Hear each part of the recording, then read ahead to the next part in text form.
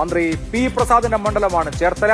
ചേർത്തലയിൽ അട്ടിമറി ഉണ്ടാകുമോ? KR രാജേന്ദ്ര പ്രസാദ് അവിടെ മത്സരിക്കുന്നു UDF-ന് വേണ്ടി. അഡ്വക്കേറ്റ് TP അനന്തരാജ് BDJS സ്ഥാനാർത്ഥി അവിടെ NDA സ്ഥാനാർത്ഥിയായി മത്സരിക്കുന്നു.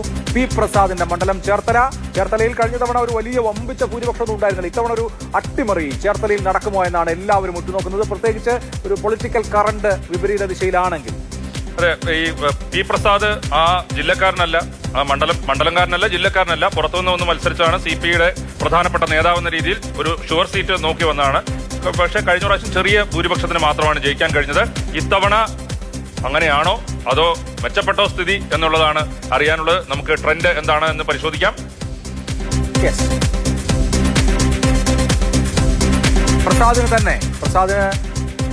49.36%, 41.36% വോട്ട് മാത്രം സമാഹരിക്കാൻ കഴിയുന്നു എന്നാണ് നിലവിലെ ട്രെൻഡ് അനുസരിച്ച് ലഭിക്കുന്ന സൂചന.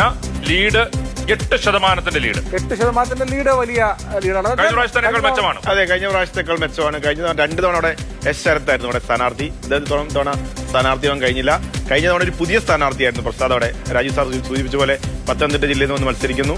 അതിന് മുമ്പ് ഹരിപ്പാട് നിന്ന് പരാജയപ്പെടുന്നു. അപ്പൊ അങ്ങനത്തെ ഒരു പിന്നെ ആ മണ്ഡലത്തിന്റെ സാമൂഹിക ഘടനയ്ക്ക് പറ്റുന്ന ഒരു സ്ഥാനാർത്ഥിത്വമായിരുന്നില്ല അന്ന്.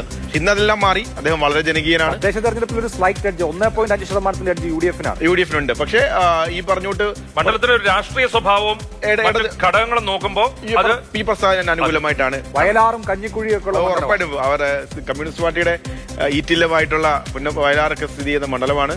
സ്ഥാനാർത്ഥി എന്ന രീതിയിൽ രാജേന്ദ്ര പ്രസാദും മികച്ച സ്ഥാനാർത്ഥി അവർക്ക് അവതരിപ്പിക്കാൻ പറ്റുന്ന പ്രദേശത്തുകാരനാണ്. അതെ, പ്രദേശത്തുകാരനാണ്. പ്രാദേശിക നല്ല സ്ഥാനാർത്ഥി തന്നെയാണ്. നമ്മള്